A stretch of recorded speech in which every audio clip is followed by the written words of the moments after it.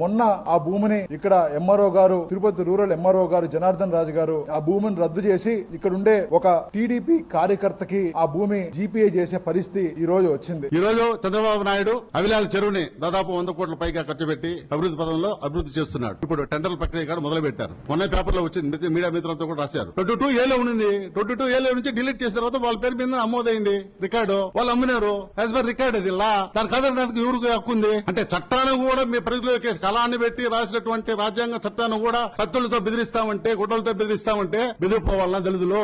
చట్టం మాకుంది, చట్టం కల్పిస్తాం హక్కు. చట్ట ప్రకారం మేము పోతున్నాం. అది కూడా నేరమా? దాన్ని కూడా ప్రశ్నించకూడదా? ఎందుకు అంటే 10 మంది వేసుకుపోయి ధర్నా చేస్తే, ప్రెస్ మీట్ ఇచ్చేస్తే, ఇప్పుడు నేను నారాయ కొడుకుని మా నాయన ఆస్తి ఎవరు ఇస్తే వాళ్ళకి చెల్లుతుందా? నాకు చెల్లుతుంది. మా అన్నదమ్ములు నలుగురు ఉన్నాం, నలుగురు చెల్లుతుంది. మూడో వచ్చి మాది ఆస్తి అంటే ఎట్ట చెల్లుతుందండి? ఎవరిది ఆస్తి? ఎవరు కొడుకులు? ఎవరికి హక్కు ఉంది? ఏంది? నువ్వేనా పంట పండించినవా, పొలం పండించినవా? వాళ్ళ పూర్వీకులు 5 తరాలు 6 తరాలు పండించారు. వాళ్ళు వాళ్ళది భూమి. ఈ రోజుకు వాళ్ళ మనవాళ్ళు మనవరాళ్ళు ఉండారు, బతుకున్నారు. వాళ్ళు అమ్మినారా లేకపోతే ఇంకోరైనా అమ్మినారు? మేము అమ్మినామా? మేము అమ్ముంటే మా సంతకాలు ఏమైనా ఉంటే చెప్పండి. అమ్మింది వాళ్ళు, హక్కుదారులు. వాళ్ళు అమ్మినప్పుడు వాళ్ళ ఆస్తిని వాళ్ళు అమ్ముకున్నప్పుడు మనకు కాదనే దానికి రైట్ ఏముంది? దళితులకి న్యాయం జరుగుతా ఉంటే మనకు అడ్డుకోవడం కూడా మంచి సబబు కాదు. ఆస్తి ఎవరిదైనా కావచ్చు, ఎవరు ఆస్తి వాళ్ళు అమ్ముకునే దానికి హక్కు ఉంది, చట్టం ఉంది, రాజ్యాంగం ఉంది. అభివృద్ధిని అడ్డుకోవద్దండి, అభివృద్ధిలో పోటీ పడండి. ఎవరి హక్కులు వాళ్ళకు ఉంటాయి, ఎవరి ఆస్తులు వాళ్ళకు ఉంటాయి. కాబట్టి వాళ్ళని బెదిరించడము, ఇంకో రకంగా చేయడం మంచి పద్ధతి కాదని కూడా సభాముఖంగా తెలియజేస్తూ. పులివర్తి నాని, చంద్రగిరి ఎమ్మెల్యే. ఆంధ్రప్రదేశ్ రాష్ట్ర రాజకీయాల్లో ఈ పేరు ఇప్పుడు మారుమోగుతుంది. రోజుకొక కాంట్రవర్సీ చంద్రగిరి నియోజకవర్గం చుట్టూ తిరుగుతుంది. ఎందుకంటారు? ఎందుకంటే 2024 ఎన్నికల్లో ప్రత్యర్థి చెవిరెడ్డిపై 43,000 ఓట్ల అఖండ మెజారిటీతో ఎమ్మెల్యే పులివర్తి నానిగారు విజయం సాధించిన విషయం మనందరికీ తెలిసిందే. అయితే ఎన్నికల తరువాత పులివర్తి నానిగారిపై చెవిరెడ్డి కుటుంబం చేసిన హత్యాయత్నం కూడా మనందరికీ తెలిసిందే. చంద్రగిరిలో చెవిరెడ్డి చేసిన అక్రమాలను ప్రజలు ఓట్ల రూపంలో వ్యతిరేకించారు. అది కూడా నో డౌట్. అధికారంలోకి వచ్చిన కూటమి అభ్యర్థి పులివర్తి నానిగారు జెట్ స్పీడులో చంద్రగిరి నియోజకవర్గాన్ని అభివృద్ధి వైపు పరుగులు పెట్టిస్తున్నారు. 6 మండలాల్లోని అస్తవ్యస్తంగా ఉన్న ప్రధాన రహదారులన్నీ పులివర్తి నానిగారు అద్భుతంగా పునఃనిర్మించారు. మరియు ప్రతి గ్రామంలో సీసీ రోడ్లు వేశారు.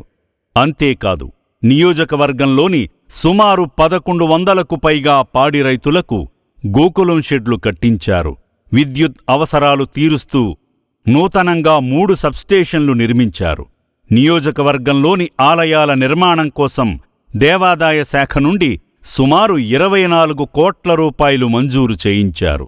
ముఖ్యమంత్రి సహాయనిధి ద్వారా 561 కుటుంబాలకు సుమారు 10 కోట్ల రూపాయల చెక్కులను అందజేసి వారిని ఆపదలో ఆదుకున్నారు. రాష్ట్రంలో ఎక్కడా లేని విధంగా 2 సంవత్సరాలలో 3 సార్లు జాబ్ మేళా నిర్వహించి 800 మందికి పైగా యువతకు ఉద్యోగ అవకాశాలు కల్పించారు.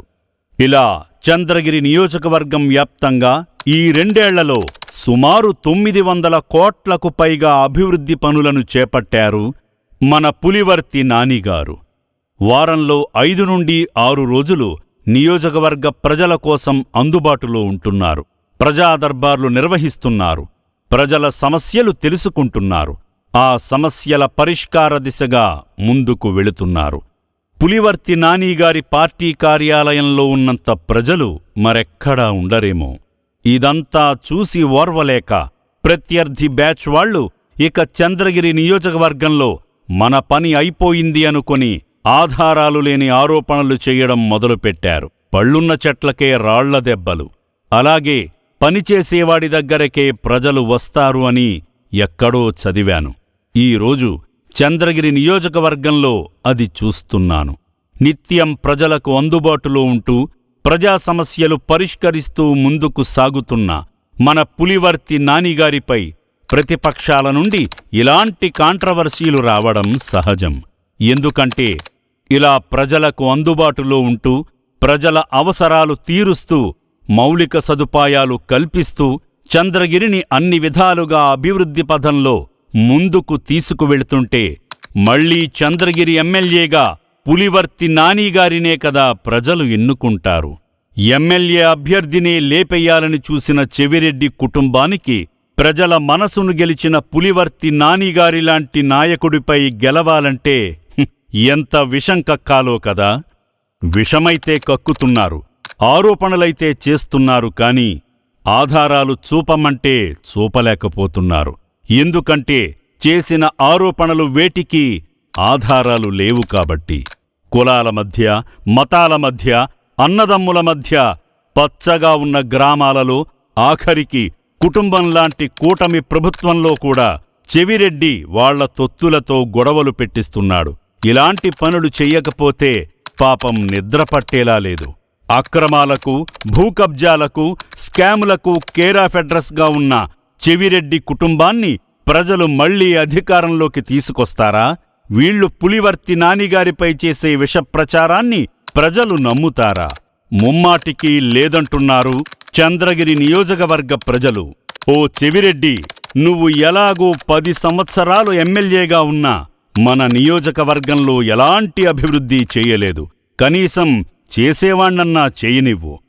పులివర్తి నానిగారిపై నువ్వు ఎన్ని నిరాధార ఆరోపణలు చేసినా, కుట్రలు పన్నినా మా నియోజకవర్గాన్ని అభివృద్ధి వైపు తీసుకెళ్తున్నాడు. దయచేసి మా ప్రాంత అభివృద్ధిని అడ్డుకోవద్దు. నాయనా, నీకు శతకోటి దండాలు మహాప్రభూ.